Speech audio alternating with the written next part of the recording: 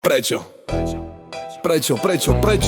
Policajt Palo Paulínin priateľ poslal pondelok prezidentovi Pelemu parádny pozdrav. Papier popísaný perom podal pred 4:30 pánovi pred podateľňou prezidentského paláca. Píše, počúvaj Peter, prečo poslanci parlamentu potrebujú parádne platy?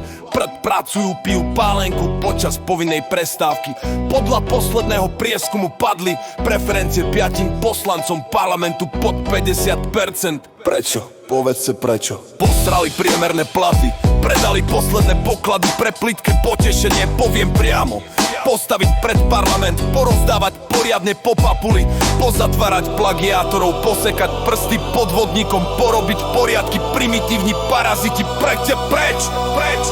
Potom príde pokoj. Prečo? Povedzte predsa prečo. Potrebujeme prvú pomoc, pomôžme plniť prázdne peňaženky poctivým pracovníkom. Podpíšme petíciu pre polapenie podvodníkov. Príde potom prevrat, posunieme priority po prvú priečku. Prežijeme potom presne podľa predstav. Práve preto.